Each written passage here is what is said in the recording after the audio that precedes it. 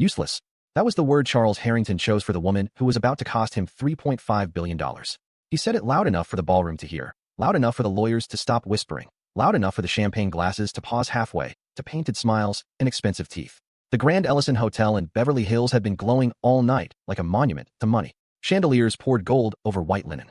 Silverware lined the tables with military precision. Floor-to-ceiling windows reflected a room full of venture capitalists, biotech executives, private bankers, and journalists who pretended not to watch Power until Power made a mistake. At the center of it all stood Charles Harrington, 44 years old, white, billionaire founder and chief executive officer of Harrington Biotech, a man famous for turning fear into quarterly growth. His charcoal tuxedo fit like armor. His silver cufflinks flashed every time he moved his hand. His smile never reached his eyes because Charles did not believe smiles were for warmth. He believed they were for control. Tonight was supposed to be his victory lap. A private investor dinner before the final signing of a $3.5 billion acquisition with Elliot Mercer, the kind of deal that could put Harrington Biotech on every financial channel by morning. Cameras were waiting outside. Press statements were drafted. The signature pens sat in a velvet case beside the closing documents. Everything had been rehearsed, polished, and arranged to make Charles look inevitable. Then Aaliyah Carter placed the wrong folder on the wrong side of the table. Or at least that was what Charles thought.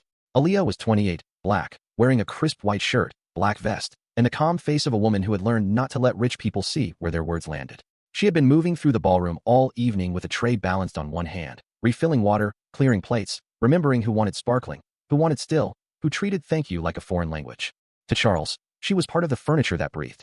To Grant Voss, Harrington Biotech's chief operating officer, she was worse than furniture. She was a witness.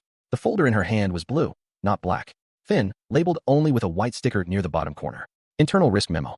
Appendix 14C.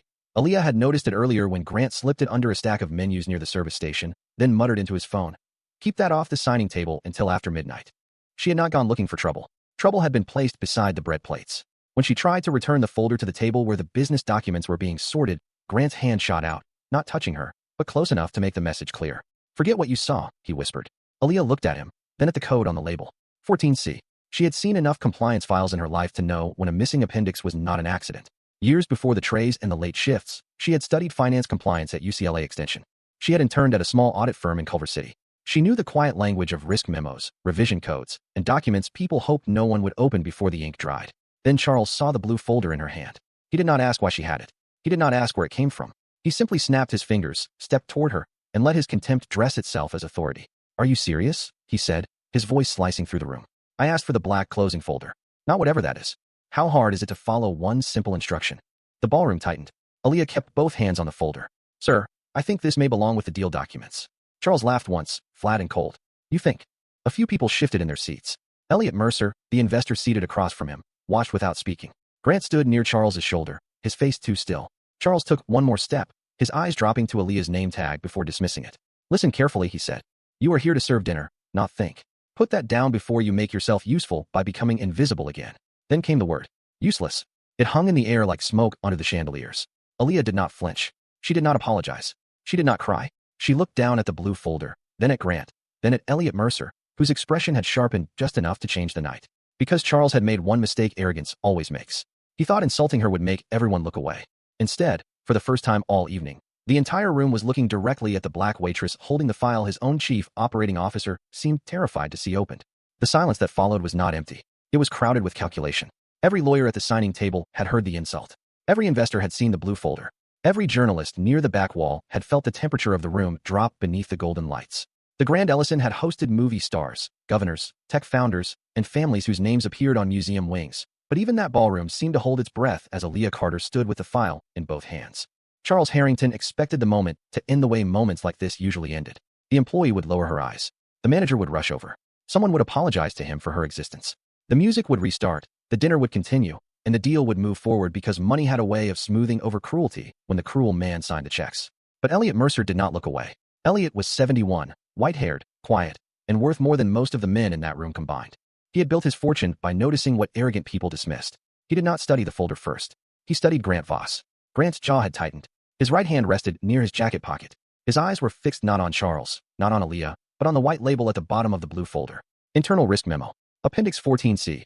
Elliot set his water glass down with care. The sound was small, but it reached every corner of the room. "Miss Carter," he said, reading her name tag from across the table. "May I see that folder?" Charles turned sharply. "Elliot, this is ridiculous. It is an internal housekeeping document. Aaliyah did not move yet. She looked at Elliot, then at Charles, then at Grant. Years of service work had taught her to read permission the way other people read weather. Who had power? Who was pretending? Who wanted the truth? And who wanted the room quiet? Elliot extended his hand, patient. Then there should be no harm in looking. Grant stepped forward, his smile too quick. We should not waste Mr. Mercer's time with administrative clutter. The final package is already approved. There it was again. Too quick. Too smooth. Aaliyah heard the rhythm of panic beneath the polish.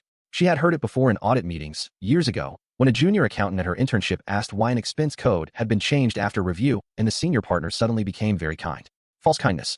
The kind that escorts truth out of the room before anyone notices it was there. Charles's face hardened. Aaliyah, put the folder down and leave. He finally used her name, but not like a person. Like a command label. The hotel manager appeared at the edge of the ballroom, pale and helpless, already imagining complaints, lost contracts, a ruined reputation. Aaliyah felt every eye on her. She thought of her younger sister, Simone, 17 and brilliant, waiting at home in Inglewood with medical bills stacked beside college brochures.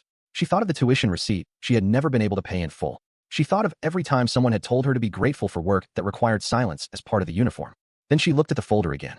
Appendix 14C. The final signing packet on the table only listed Appendix 14A and Appendix 14B. A missing letter. One letter. Sometimes that was all it took for a lie to pass through a room in a tuxedo. Aaliyah took one step toward Elliot Mercer. Charles's voice cut in. Do not embarrass yourself. Aaliyah stopped. Slowly, she turned back to him. Her expression remained calm, but the softness had left it. Sir, she said, you already did that for me. The room went still in a different way, not shocked by disrespect, shocked by accuracy. Charles blinked once, as if no one in an apron had ever spoken a sentence he could not immediately crush. Aaliyah placed the blue folder on the table in front of Elliot, not dramatically, not triumphantly, just carefully, the way evidence should be placed when the truth has waited long enough. Elliot opened it. The first page was stamped confidential internal review. The second page carried a risk summary tied to Harrington Biotech's flagship neural imaging platform. The third page referenced Appendix 14C, contingent liabilities, and delayed clinical validation results. Claire Donnelly, Mercer's lead counsel, leaned in, her eyes narrowing. Charles, she said quietly, why is this not in the final packet? Charles looked at Grant. Just for half a second. But half a second can reveal an empire. Grant answered before Charles could. Because it is preliminary. Claire turned the page. It is dated yesterday. The ballroom did not gasp. It tightened. That was worse. Elliot closed the folder halfway and looked at Charles, not angry yet, which somehow felt more dangerous. Were you aware of this? Charles opened his mouth, then stopped. For the first time that night, the man who had called a waitress useless had no useful answer. Aaliyah stepped back from the table, hands clasped in front of her black vest, her heart pounding so hard her fingertips felt cold. She had not raised her voice. She had not accused anyone of anything. She had simply delivered the file to the person who asked for it. And in that simple act, the room began to turn. Not toward her as a servant. Toward her as the reason the truth had survived long enough to be read. Claire Donnelly did not ask her next question loudly. She did not need to. The quieter she became, the more dangerous the room felt. She spread the pages of the blue folder beside the black closing packet and placed one manicured finger on the revision code at the bottom of the page. This says Appendix 14C was added to the internal review yesterday at 4:32 in the afternoon, she said. The final packet we received this morning only includes 14A and 14B. Elliot Mercer looked from the page to Charles Harrington, waiting. Charles looked at Grant Voss, and that was the second mistake of the night. The first had been insulting Aaliyah. The second was looking for rescue in the eyes of the man who needed the file buried. Grant stepped forward with the smooth urgency of someone trying to close a door before smoke reached the hallway. Claire, you know how these reviews work. Internal risk memos are broad by design. They include hypotheticals, incomplete analysis, conservative language. It is not material until legal determines it is material. Claire turned another page. Legal did determine it was material. Her voice stayed even, but the sentence struck the ballroom like a glass cracking. There is a recommendation here for disclosure prior to closing. The word disclosure traveled through the room faster than any shout could have. Investors understood it. Lawyers understood it.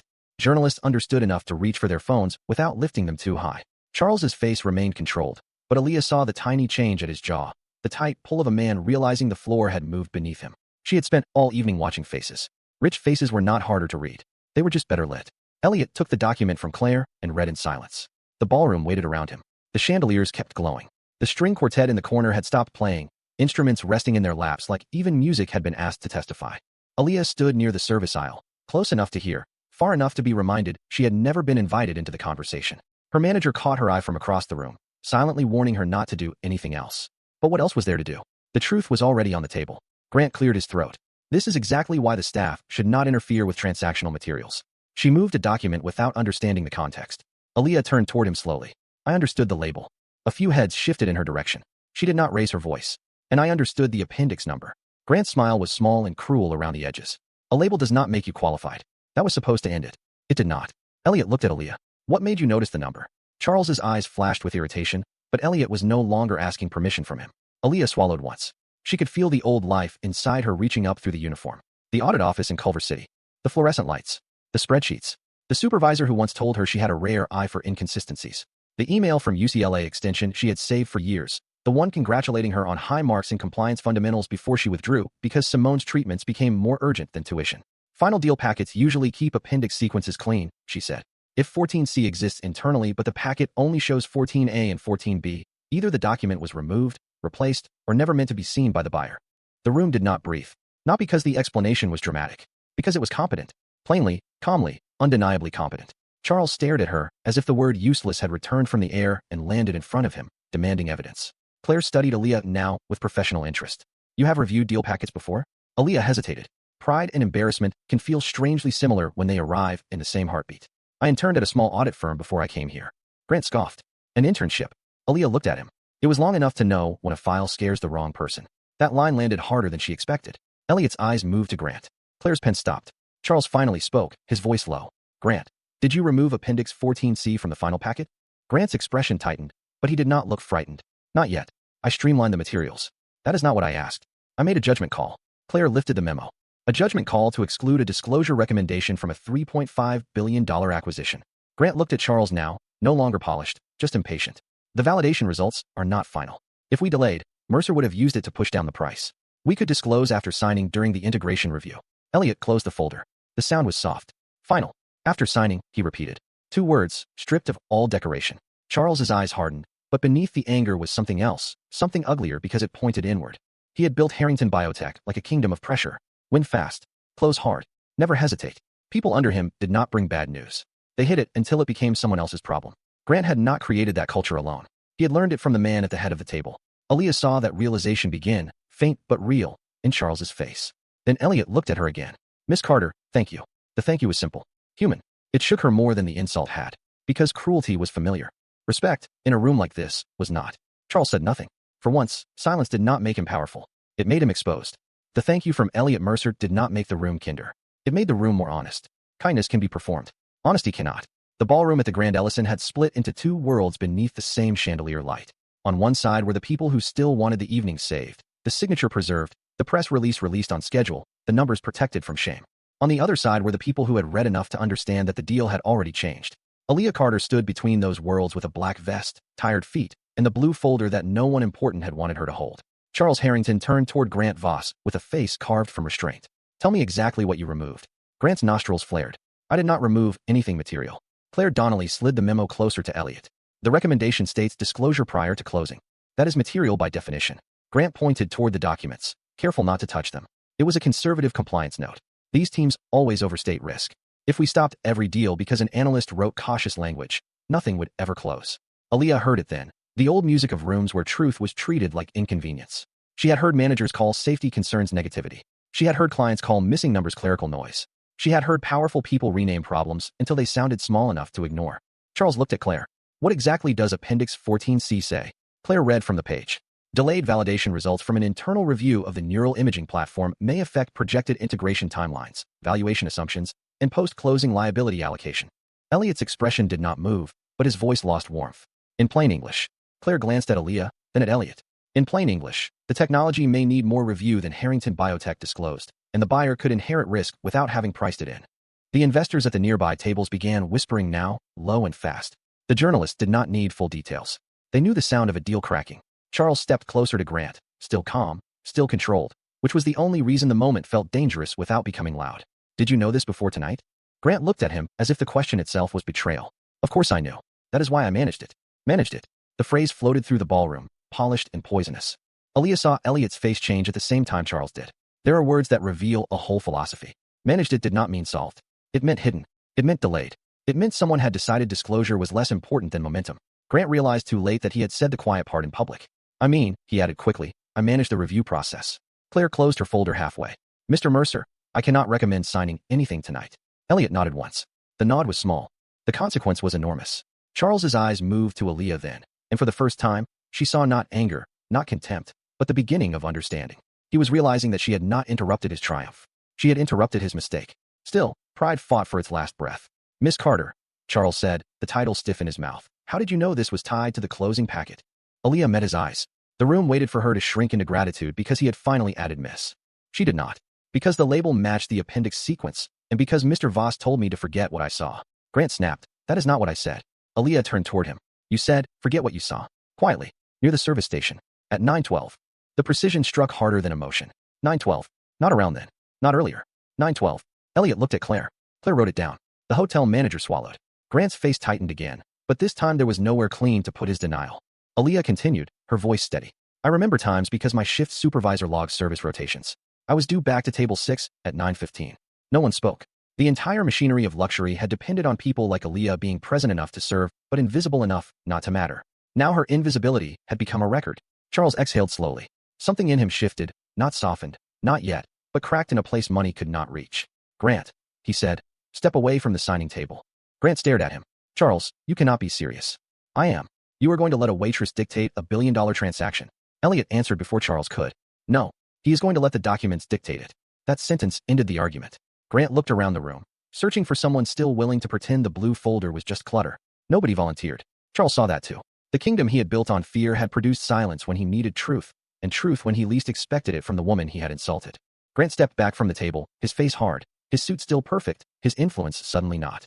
Aaliyah lowered her eyes for 1 second, not in surrender, but to steady herself. She could feel the night becoming bigger than her paycheck, bigger than the ballroom, bigger than the word Charles had thrown at her like trash. When she looked up, Elliot Mercer had closed the signing pen case.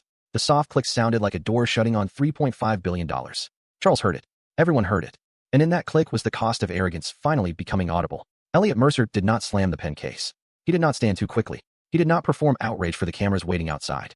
He simply closed the case, placed both hands on top of it, and let the silence explain what $3.5 billion sounded like when it stopped moving. The ballroom understood before Charles Harrington did. Lawyers looked down at their notes. Investors leaned away from the signing table as if distance could protect them from association. Journalists near the back wall exchanged glances that were too quiet to be innocent. The string quartet remained still, bows lowered, music trapped somewhere between elegance and embarrassment. Charles stared at the closed pen case. For most of his career, a closed door had never bothered him. He owned keys. He bought buildings. He hired people to open whatever stood in his way. But this was different. This was not a door. This was judgment. Elliot looked at Claire Donnelly. "We are suspending all signing activity, pending an independent review." Claire nodded immediately. "I will notify our transaction team." Grant Voss gave a sharp exhale. "That is unnecessary." Elliot did not even look at him. "It is necessary because you made it necessary." Charles turned toward Elliot, the old instinct rising in him like heat. "Negotiate. Pressure. Reframe. Control the narrative before someone else names it." "Elliot, this can be reviewed without derailing the transaction. Give me 24 hours. Elliot's eyes moved from Charles to Aaliyah, then back. "You had 24 hours. You had yesterday afternoon. You had this morning. You had the entire evening before Miss Carter placed that folder on the table." Miss Carter. Again. The name sounded different in Elliot's mouth. It sounded like record. Witness. Person. Charles felt it because the whole room felt it. Aaliyah stood beside the service aisle, still, composed, almost too calm. Inside, her heart was hammering. She could feel the attention pressing against her skin, heavy and unfamiliar. She did not want to be a spectacle. She wanted truth to stop being treated like bad manners. Grant turned suddenly toward her, voice low and tight. "You realize you have no idea what you just interfered with." The hotel manager stepped forward, then stopped, unsure whose authority mattered now. Aaliyah looked at Grant. "I know exactly what I carried." Grant's lips thinned. "A file you were not qualified to interpret." Claire answered without looking up. She did not interpret it. She identified that it existed. The distinction landed cleanly, professionally, and Grant hated it because it could not be twisted. Aaliyah felt a strange steadiness return to her. Not confidence exactly. Something quieter. The knowledge that she was not imagining the room anymore. Other people could see it too. Elliot stood then. Slowly. Every chair seemed to feel it. "Charles, I entered this dinner prepared to sign because I believed your company had disclosed what mattered. I am leaving because the most reliable person in this ballroom turned out to be the one you publicly insulted." Charles's face tightened as if the sentence had struck somewhere beneath the tuxedo. He opened his mouth, but no argument came out clean. Grant reached for the blue folder. Claire's hand moved over it first. "This remains with our legal team." "It is Harrington property," Grant said. "It is now part of our review," Claire replied. The room watched him lose another inch of ground. Inch by inch. That was how power left when it could not leave dramatically. Charles finally looked at Aaliyah fully. Not at her uniform. Not at the tray behind her. At her. He saw the young black woman he had reduced to one word in front of a room, full of people who now knew that word said more about him than it ever could about her. He saw her black vest, her name tag, her tired eyes, her hands folded with the restraint of someone who had survived more rooms than he could imagine. And then, uninvited, he remembered his own voice. Useless. The word returned to him stripped of arrogance, ugly and small. Elliot stepped away from the table. We are done for tonight. That was it. No negotiation. No softened exit. No press-friendly phrase. The deal was not dead forever, perhaps, but it was dead in that room, in that moment, under those chandeliers. The cameras outside would hear enough. The market would hear more. The board would demand answers. Charles knew all of that. But the worst part was quieter. Aaliyah had not destroyed him. She had simply made sure the truth reached the table. The rest had been waiting inside his company all along. As Elliot's team gathered their documents, the ballroom began to move again in broken pieces. Chairs shifted. Phones lit up. Whispered statements began forming before anyone reached the door. Grant stood isolated near the edge of the table, jaw tight. Already becoming a man everyone would later claim they had questioned for months. Charles remained where he was, surrounded by money, light, and witnesses, with nothing useful to say. Aaliyah picked up the empty water pitcher from the service station because habit is powerful, even after history changes direction. Elliot noticed. Miss Carter, he said gently, you do not need to serve this table anymore tonight. The sentence was not an order. It was release. Aaliyah looked at the pitcher, then set it down. The glass touched the table with a soft sound that felt like the end of one life and the beginning of something she had not yet named. The ballroom did not empty all at once. It loosened, one reputation at a time. Elliot Mercer's legal team gathered the blue folder, the black closing packet, and every version of the review documents into sealed portfolios. Claire Donnelly spoke quietly into her phone, ordering the independent review with the calm finality of someone who knew the night would become evidence by morning. The journalists near the back wall no longer pretended to check the weather. Their thumbs moved quickly. Their faces were careful. Careful meant the story was already alive. Charles Harrington stood at the center of the room while his victory collapsed into procedure. That was the cruelest part for a man like him. Not shouting. Not scandal in full bloom. Procedure. Notes being taken. Documents being preserved. Advisors stepping away. People deciding, silently, that standing too close to him had become a risk. Grant Voss remained near the side table, speaking in clipped sentences to no one who wanted to listen. This is being misread, he said once. This is premature, he said again. The review will prove context, he added. But even the word context sounded tired now. Context had become the last hiding place for what the documents had already shown. Aaliyah Carter watched from near the service station, no longer holding the pitcher, no longer pretending to polish glasses that did not need polishing. Her manager, Daniel Price, approached her with a face arranged somewhere between fear and apology. Aaliyah, he said softly, you can clock out for the night. Paid, of course. Paid, of course. The phrase sounded generous until she heard what lived beneath it. Please leave before this gets harder for us. Please disappear now that your usefulness has become inconvenient. She looked at him without anger. Am I being sent away or excused? Daniel blinked. It was a small question. It had teeth. Excused, he said quickly. Absolutely excused. Then I would like that in writing. His mouth opened, then closed. In writing. Another language rooms like this respected. Claire heard it from the signing table and looked up. That is a reasonable request, she said. Daniel nodded so fast it looked painful. Of course. Charles heard all of it. Every word. Every delay. Every small correction required to treat her like a person. Earlier that evening, he would have found it irritating. Now it sounded like an indictment. Not just of Daniel. Of himself. Of the entire room. He had built companies, commanded boards, negotiated against governments, and still needed a waitress to remind everyone that dignity should be documented when power could not be trusted to remember it. Elliot stepped toward Aaliyah before leaving, stopping at a respectful distance. Miss Carter, my office may need a statement from you tomorrow. We will compensate you for your time if you agree. Aaliyah nodded slowly. Send the request through the hotel, and to me directly. Elliot's eyes softened with approval. Smart. She almost smiled. Almost. Smart was another word that sounded different when spoken by someone who did not sound surprised by it. Elliot left with his team, and the ballroom grew larger in his absence, emptier, stripped of the financial gravity that had held everyone in place. Grant was finally escorted toward a side exit by Harrington Biotech's internal counsel, not forcefully, not dramatically, just firmly enough to show that his access had changed. He passed within a few feet of Aaliyah and did not look at her. That was fine. She had not needed his respect to see what he tried to hide. When the side doors closed behind him, Charles remained alone beside the signing table. The velvet pen case sat closed. The press statement folder sat unopened. The empty space where $3.5 billion had been expected to happen now looked strangely ordinary. Paper, glass, linen, nothing magical, nothing powerful without trust. Aaliyah picked up her small black server book from the service station and tucked it under her arm. She was ready to leave when Charles spoke. Miss Carter. The sound of her name in his voice stopped her, but she did not turn immediately. He deserved 1 second of waiting, maybe more. Then she faced him. His expression was controlled, but not confident. That was new. I owe you an apology, he said. Several people nearby slowed down, listening without looking. Aaliyah held his gaze. Yes, you do. The answer was quiet, direct, and clean. Charles swallowed. It was the first unpolished thing he had done all night. What I called you was unacceptable. Aaliyah did not help him. She did not nod. She did not say it was fine. Because it was not fine. Because too many people use forgiveness as a shortcut away from responsibility. Charles looked down at the table, then back at her. And I was wrong. About the word? She asked. He paused. There it was. The deeper door. About you, he said finally. And about the room. Aaliyah studied him. For the first time, she believed he had hurt himself. Not enough to fix anything. Enough to begin being ashamed correctly. Tomorrow will matter more than tonight, she said. Charles nodded once. I understand. She looked past him at the clothespin case. No, she said. You were starting to. Then she walked toward the service exit. Not because she belonged there, but because that was where her coat was. Behind her, the ballroom stayed silent. Not empty. Learning. By the time Aaliyah Carter reached the employee corridor, the noise of the ballroom had become a muffled hum behind the service doors. Back there, away from chandeliers and camera-ready smiles, the hotel looked different. Fluorescent lights, rubber mats, stacked crates of clean linen, a clipboard hanging from a nail. The part of luxury guests never saw because it existed to make their comfort feel effortless. Aaliyah stood beside the coat hooks for a moment with her server book pressed against her chest, breathing in the smell of coffee, floor cleaner, and warm bread from the kitchen. Her hands had finally started shaking. Not in the room.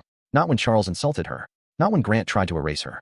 Not when Elliot Mercer thanked her. Only now, where no one needed her face to stay calm. That was how survival worked sometimes. It waited until the door closed. Her co-worker Jasmine appeared from the pantry, eyes wide, voice low. Girl, what happened out there? Aaliyah let out a breath that almost became a laugh. A file happened. Jasmine looked toward the ballroom doors. People are saying the deal is off. For tonight, Aaliyah said. Maybe longer. Jasmine shook her head slowly, half amazed, half worried. And Charles Harrington apologized to you. Aaliyah reached for her coat. He started to. Jasmine understood the difference immediately. People who had worked service jobs long enough knew that apologies came in layers. The first layer was regret for being seen. The next was regret for causing harm. Most powerful people never made it past the first. Aaliyah slipped on her coat and checked her phone. 3 missed calls from Simone. 2 texts. Are you okay? Why is your hotel on Twitter? Please answer before I panic. Aaliyah closed her eyes, then called her sister. Simone picked up before the first ring finished. What did you do? Aaliyah leaned against the wall, suddenly exhausted. Good evening to you too. Aaliyah. I am okay. That is not an answer. Aaliyah smiled faintly despite herself. Simone had always been sharper than her age. 17 years old, honors classes, medication reminders taped to the refrigerator, dreams of studying biomedical engineering because life had introduced her to hospitals too early and she had decided to challenge them back. There was a problem with some documents at the investor dinner, Aaliyah said. I noticed something. Simone went quiet. Like finance noticed? Aaliyah looked down at her work shoes. Like compliance noticed. The silence on the line changed. Softer now. Proud, but careful. You still remember all that stuff. Aaliyah swallowed. I never forgot it. That was the truth no ballroom could grant her. She had not become intelligent when Elliot Mercer said thank you. She had not become worthy when Charles finally used her name. She had been those things on the bus, in the kitchen, at the pharmacy counter, at 3 in the morning filling out insurance forms, at the service station reading a label everyone else dismissed. The world had confused her circumstances with her capacity. Simone's voice lowered. Are you coming home? Soon. Did they fire you? Aaliyah looked toward Daniel Price, who was now at the far end of the corridor, typing something official on hotel letterhead with the intense focus of a man who had been legally encouraged to do the right thing. No. And I asked for that in writing. Simone made a tiny sound of approval. Good. Aaliyah almost laughed again. Her little sister could sound like a lawyer when she wanted to. Then the service door opened behind her. Charles Harrington stepped into the corridor alone. No public relations advisor. No assistant. No Grant. Without the ballroom behind him, he looked slightly out of place, like a man who had walked into the machinery of his own comfort and did not know where to stand. Jasmine stiffened. Daniel looked up from the letterhead. Aaliyah lowered the phone. I have to call you back, she told Simone. Do not disappear, Simone said. I will not. Aaliyah ended the call and faced Charles. He stopped several feet away, close enough to speak, far enough not to corner her. That, at least, he had learned quickly. Miss Carter, he said, I will not keep you. I only wanted to say that tomorrow will matter. I have already directed my board to suspend Grant Voss pending review, preserve all transaction records, and notify Mercer's team that Harrington Biotech will cooperate fully. Aaliyah listened. Good words. Necessary words. Still not the whole thing. That protects your company, she said. What protects the people inside it who tried to tell the truth before tonight? Charles did not answer quickly. For once, that helped. I do not know yet, he said. But I intend to find out. Aaliyah studied him under the fluorescent light, where wealth looked less like power and more like tailoring. Find out from people below the top floor, she said. They usually know first. The sentence hit him with quiet force. He nodded. You are right. She picked up the written confirmation Daniel had brought over, read it once, folded it, and placed it in her coat pocket. Charles watched that small act and understood more than she explained. She had needed proof that decency would survive the room. Aaliyah turned toward the exit. Before she pushed the door open, Charles spoke again. For what it is worth, Miss Carter, I am sorry. She paused, hand on the metal bar. Then make it worth something. And with that, she stepped out into the Beverly Hills night, leaving the billionaire in the corridor of the hotel that had taught him, far too late, that being powerful was not the same as being right. By sunrise, the story had already outrun the hotel. It moved through Beverly Hills before the breakfast menus were printed, through finance blogs before Wall Street opened, through group chats, investor circles, and biotech message boards where people who had never met Aaliyah Carter suddenly had opinions about her courage, her background, and her place in a room they had not been brave enough to enter honestly. Some posts called her a hero. Some called her lucky. Some asked why a waitress had been close enough to sensitive documents in the first place, as if the problem were her eyes and not the people who tried to hide the file. Aaliyah saw none of it at first. She was asleep on the couch in her small Inglewood apartment, still in yesterday's exhaustion, one arm tucked under a throw pillow, her phone face down beside a cold cup of tea. Simone had covered her with a blanket before leaving for school, and on the kitchen table, she had left a sticky note in purple ink. "You were never useless to me." That was the sentence that finally made Aaliyah cry when she woke up. Not the insult. Not the apology. Not the billionaire standing under fluorescent lights trying to understand what responsibility sounded like. Her sister's handwriting did it. Small, crooked, full of love. Aaliyah sat at the table for a long time, holding the note between her fingers while morning traffic hummed outside the window. The apartment was modest, clean, and crowded with proof of survival. Pharmacy receipts clipped to the refrigerator. A compliance textbook under a stack of mail. Simone's college brochures beside a bowl of oranges. A pair of black service shoes near the door, polished because Aaliyah believed dignity should never wait for permission. Her phone buzzed again. This time she turned it over. There were texts from coworkers, missed calls from unknown numbers, one message from Daniel Price with a written confirmation attached, and an email from Claire Donnelly's office requesting a paid statement at 10 o'clock. Then came another email. Subject line, Harrington Biotech Internal Review. Aaliyah stared at it before opening. The message was brief, formal, and copied to outside counsel. Charles Harrington had placed Grant Voss on administrative leave pending independent investigation. All transaction materials had been preserved. Any employee with information could report directly to outside counsel without retaliation. Aaliyah read the last sentence twice. Without retaliation. Such a simple phrase. Such a rare promise when people needed paychecks. Her phone rang before she could set it down. Unknown number. She almost let it pass. Then she answered. "This is Aaliyah." Charles Harrington's voice came through quieter than she remembered. Less ballroom. More man. "Miss Carter, I hope I am not calling too early." She looked at the clock. 8:43. "You are." There was a pause. "I apologize." Aaliyah leaned back in the chair. "That is too. I know." The fact that he did not laugh at himself made her keep listening. "I wanted you to hear this from me before the public statement. The Mercer deal is formally suspended. My board is opening an independent review, not only into the transaction, but into internal reporting culture at Harrington Biotech. Grant is out of operational control while that review proceeds." "That sounds like what should happen," Aaliyah said. "It is." Another pause. "And it is not enough." Aaliyah looked at Simone's sticky note on the table. "No, it is not." Charles took that without defending himself. "That was new. I also asked our team to review whether concerns about Appendix 14C were raised before last night. We found 3 internal emails from junior compliance staff that were redirected, minimized, or ignored." Aaliyah closed her eyes. There they were. The people inside the company who had seen smoke before the ballroom saw fire. "What happens to them?" she asked.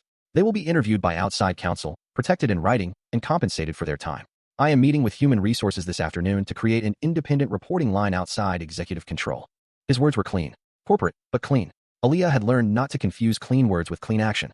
"Make sure the people who report problems are not treated like problems," she said. "That is usually where companies fail." He was silent long enough for her to know he was writing it down. "You are right."